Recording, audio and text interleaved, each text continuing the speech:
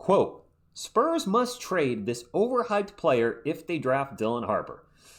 Oh boy. Go, Spurs, go, 'cause the Giants stink. What is up, San Antonio Spurs fans? Welcome to TSR Sports. I hope you're having a great weekend. And that quote was from Air Alamo, who also said in the article we're about to go over, Spurs fans aren't going to like this. Do I like this? Let's get into the article. Stephon Castle was not a strong rookie of the year. If Stephon Castle had been a rookie last season, he likely would have not finished top 3 in rookie of the year voting. They're talking about Wemby's rookie year, followed by Chet Holmgren, Brandon Miller. Yeah, he probably would not have been top 3. That's fair. This season, he won the award going away as other rookies stepped up to the plate. As no other rookies stepped up to the plate, Stephon Castle is an immensely talented player. Agreed. He's a heady defender, a smart mover without the basketball, a willing scorer and playmaker. He played extremely well down the stretch of the season to lock up the Rookie of the Award. Agree so far? He also submitted one of the most damaging scoring seasons in recent memory last year, shooting only about 43% from the field and just under 29% from beyond the arc. His 14.7 points were the lowest average for Rookie of the Year winner since Malcolm Brogdon, just my thing there with his name, in 2016 and 17. Castle could turn into a star, or he could turn into Brogdon. That is a solid starter for many years who was no ideas of a max player. Given how utterly broken his shot has looked. Okay, one time out there. I don't know. I watched every Spurs game. Yeah, his 3-point shot didn't look great at times. At other times it looks smooth and fluid, but utterly broke? To me, utterly broke was Jeremy Sohan last year. When he pulled up for the 3, he'd stop. There'd be the hitch in his shot, and then he shot the 3. But thank goodness he's worked on getting rid of that. But utterly broken? Maybe I'm missing something. Again, maybe I got my Spurs goggles eyes on. Did his shot look utterly broken last season to you guys? It's very possible Castle is not on a star trajectory. Here we go. The Spurs should trade Stephon Castle. Castle's value may never be higher than it is right now. The shine of Rookie of the Year may be elevating how other teams around the league view him, and he could be a valuable centerpiece of a trade package for another star. The Spurs draft situation, talking about this year, of course, they landed the number 2 pick in the 2025 NBA draft who are in line to draft Dylan Harper. I want to pause there as well. If you're putting together a package to trade for another star, they're going to probably want Castle. You know what they're also going to want?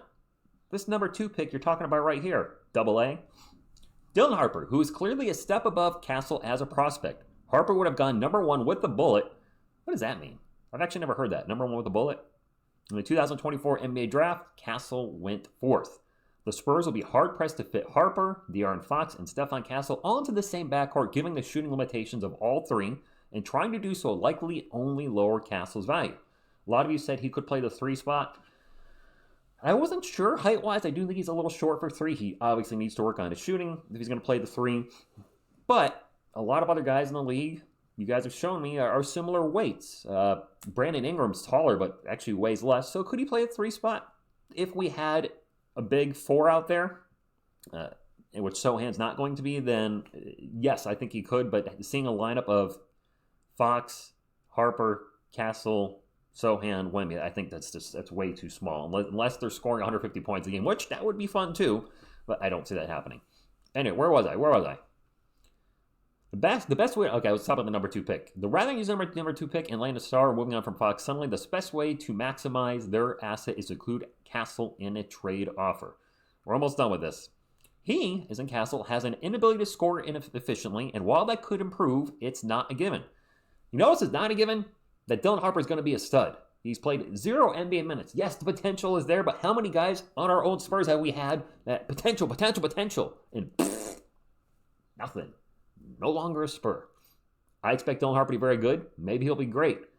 Don't know that yet. I have not seen him play in the NBA. There's been a lot of picks. We know, we've talked on the channel, guys that look like they're going to be studs, and then they become duds.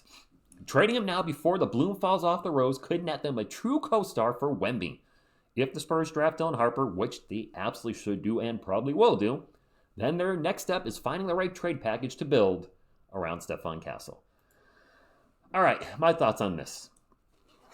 I'm not going to argue Stephon Castle was inefficient. The stats are right there. The 20-year-old rookie splits were rounding up on all cases I'm about to go over for the record.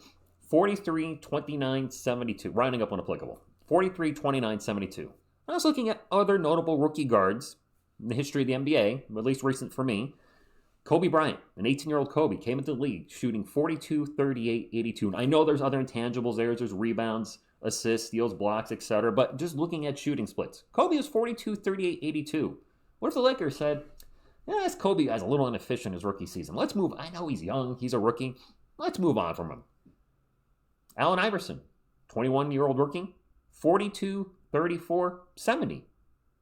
Jason Kidd, 20-year-old rookie, 39, 27, 70. And last but not least, Spurs fans, our own Manu Ginobili, who was 25 years old as an NBA rookie, so he had a lot of experience coming to the league, did he not? His shooting splits were 44, 25, 74. Field goal percentage, about one higher than Castle. 3-point percentage, about three, as they rounding, some rounding in there, but 3 or 4 lower, and free throws just barely above Castle. What if the Spurs, after Manu Ginobili's rookie year, said, yeah, this guy was just a second-round pick. He's going to be 26 next season. Yeah, he wasn't the most efficient scorer. Let's move on from Ginobili. Let's get somebody else. We're good. Rookies struggle with their shot at times. He struggled, clearly. But all the guys I just mentioned were Hall of Famers. And I'm not saying Stephon Castle is a Hall of Famer. I'm not saying he's the next Kobe Bryant or Allen Iverson. But there are intangibles I see with Steph. I see that no fear. That I've mentioned it before on the channel. A little bit of that mama mentality when he messes up. Turnover, plays bad, whatever it is. Doesn't seem to faze him. We've seen games where he was horrible in the first half and then just went off in the third quarter or fourth quarter. There's something about him that makes me say, hey, he's got that it factor that not every NBA player has. And when you find somebody with that it, that's a player you should keep on the team. Now, if he stays inefficient like this next year, then I'll certainly be like, we were wrong about him, but he's doing the work. Just got to get that shot percentage up. And this is just in general. Get your field goal percentage up, your 3-point percentage, your free throw percentage. Just work on the shot, which I have faith he does. And if he doesn't, then, boy, this would be a bummer. In closing, my opinion on this article, I think it's stupid. I would call it like I see it. I think the article's stupid. I get the trade value part. But again, if Harper doesn't pan out, that could really F the Spurs in the long run. I'm sure the Spurs will listen, but many like you probably know, I got Area 51 goggles on, and I'm hoping, our big core in 5 years from now, I think De'Aaron Fox will be off the team 5 years from now, will be Wemby in the backcourt of Castle and Harper.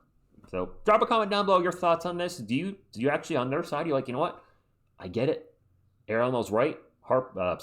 Castle's value is high right now. Let's trade him for somebody. Or are you like, no, he's untradeable. Is he part of that untradeable? Wemby's obviously untradeable. Is he part of that untradeable Spur package? Hit the TSR Sports channel. Hope you have a great day. Thank you, and as always, go Spurs, go.